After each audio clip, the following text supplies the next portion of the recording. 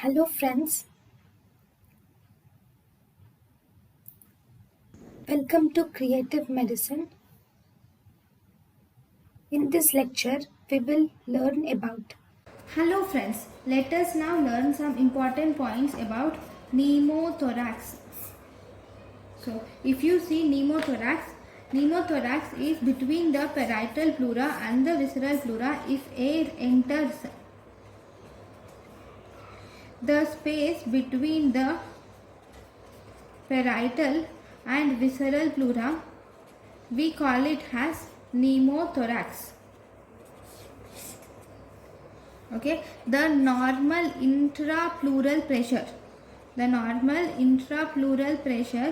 is almost minus 2.5 to 6 millimeters of Hg. The normal intrapleural pressure is 2.5 to 6 millimeters of Hg. Now, what are the classification of pneumothorax? So, pneumothorax can be of two types. One, we have traumatic pneumothorax. Second, we have spontaneous pneumothorax. In traumatic pneumothorax, here it can occur.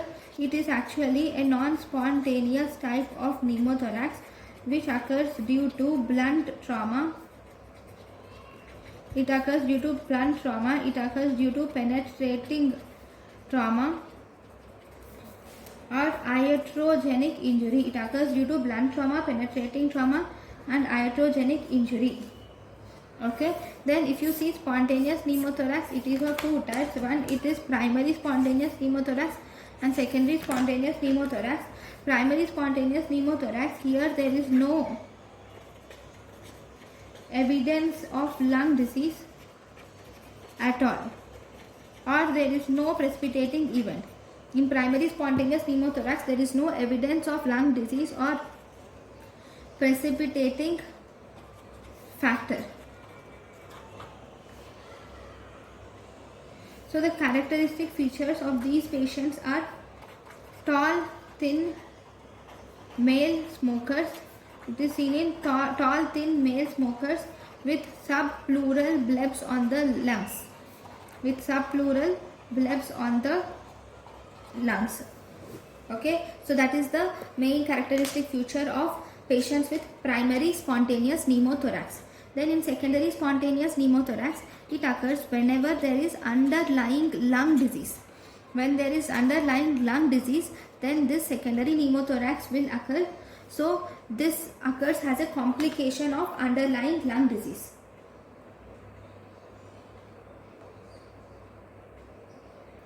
So if you see,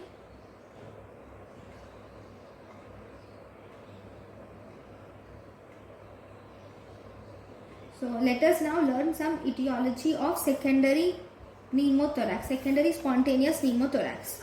So etiology of secondary spontaneous pneumothorax, that is underlying lung diseases which will cause pneumothorax. So these include, one, we have obstructive lung diseases can cause pneumothorax. Obstructive lung diseases like chronic obstructive pulmonary disease, asthma will cause pneumothorax. Then interstitial lung diseases like idiopathic pulmonary disease, or if there is any eosinophilic granuloma. Okay, so these will lead to secondary spontaneous pneumothorax. Malignancies like, we have primary lung carcinoma which will cause secondary spontaneous pneumothorax, or pulmonary metastasis, primary lung carcinoma, pulmonary metastasis. And you will also see that complications of chemotherapy will also result in secondary spontaneous pneumothorax. Then it also includes infections like pneumocystis,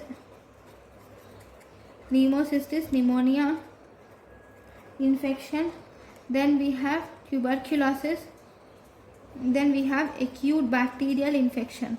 So all these are the infections which lead to secondary spontaneous pneumothorax. Then if you see connective tissue disorders, leading to secondary spontaneous pneumothorax include, it is seen in rheumatoid arthritis, ankylosing spondylitis, Marfan's syndrome, then Ehlers-Danlos syndrome. Okay, then if you see others, miscellaneous causes causing spontaneous pneumothorax include catamenial pneumothorax. This includes catamenial pneumothorax. Then we have pulmonary infarction, and we have pulmonary hemorrhage, and then we have von Recklinghausen disease. Von Recklinghausen disease can also cause secondary spontaneous pneumothorax and Wegener's granulomatosis. So these are all the diseases which can cause secondary spontaneous pneumothorax.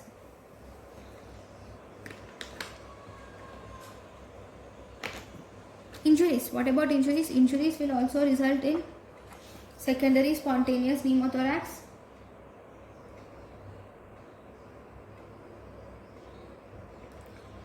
Okay. Now there is one more type of pneumothorax which is called as catamenial pneumothorax. What is catamenial pneumothorax?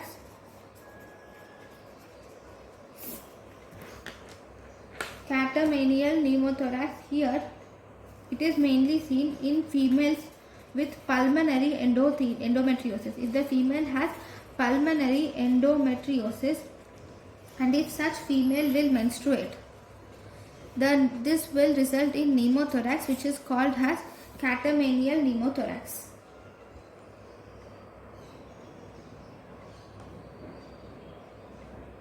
Then one more important one-liner: on insertion with central venous line, on inserting central venous line, pneumothorax is common on insertion of central venous line.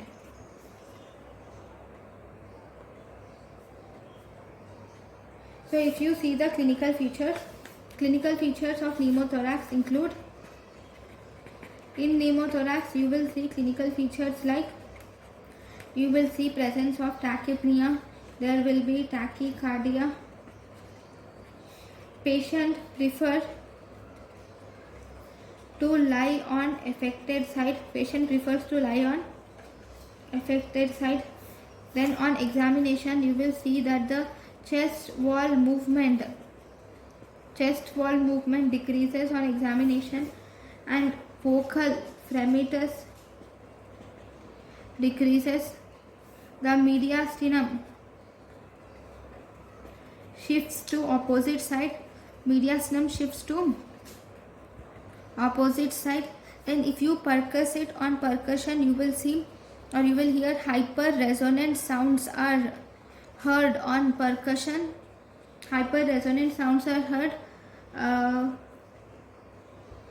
Breath sounds are also decreased or completely absent. Okay, so these are the clinical features which you see.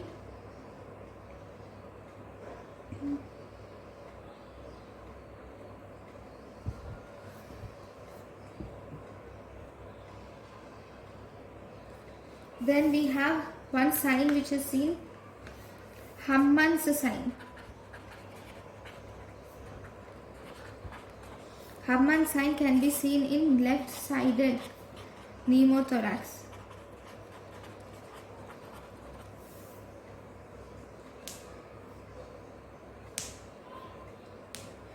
It is seen in spontaneous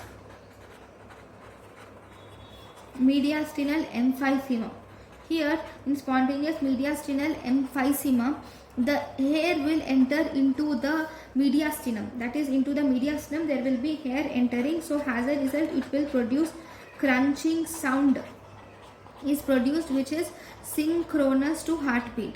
This will produce crunching sound which is synchronous to heartbeat. Okay, if this is the mediastinum, here into the mediastinum there will be hair which gets accumulated. So you will see whenever the heart moves, you will see this, you will hear this crunching sound which is heard. Now what is the investigation? Obviously you will do a chest x-ray. In the chest x-ray you will see that there is increased radiolucency is seen on the affected side. You will see increased radiolucency on the affected side, and you will see presence of collapsed lung which is seen as a homogeneous opacity. The collapsed lung is seen as a homogeneous opacity, and you will also see the shifting of mediastinal. Mediastinal shift is seen to the opposite side. Okay, so these are the main chest x-ray findings which you can see.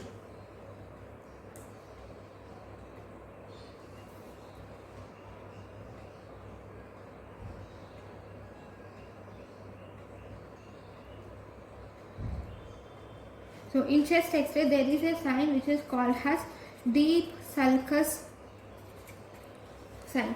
What do you see in deep sulcus sign? Deep sulcus sign is seen in supine patients. Deep sulcus sign is seen in supine patients where the pneumothorax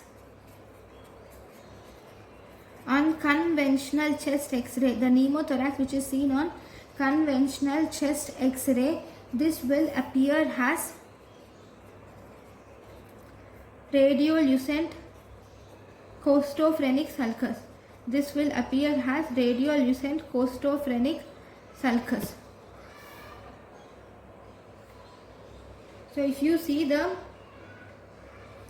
pneumothorax will appear in the conventional chest x-ray as a costophrenic sulcus, a small sulcus it will appear. So that is called as deep sulcus sign.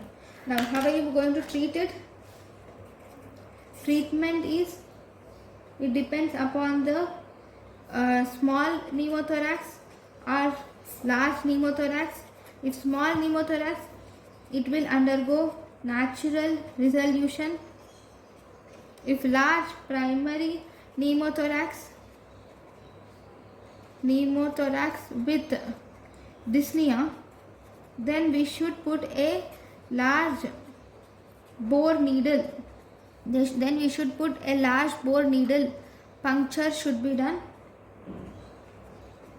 and aspiration of the hair should be done. Okay, if this fails, then you should put intercostal drainage tube should be put. Okay, so this is about the pneumothorax.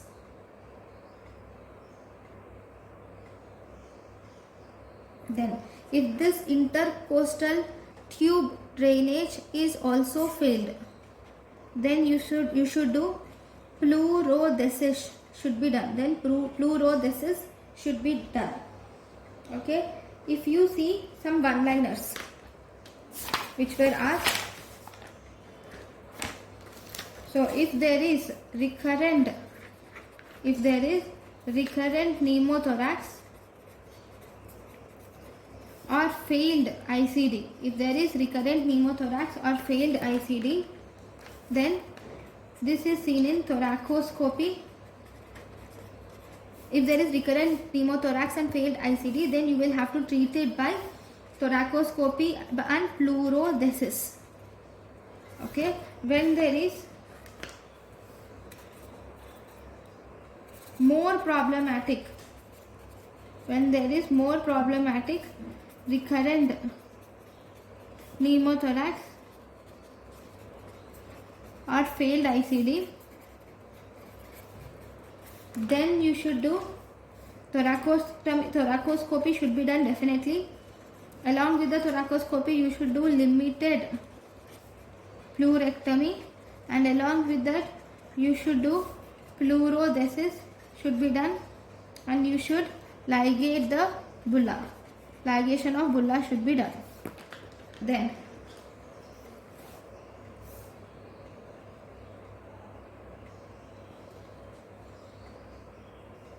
Now, through the chest drain,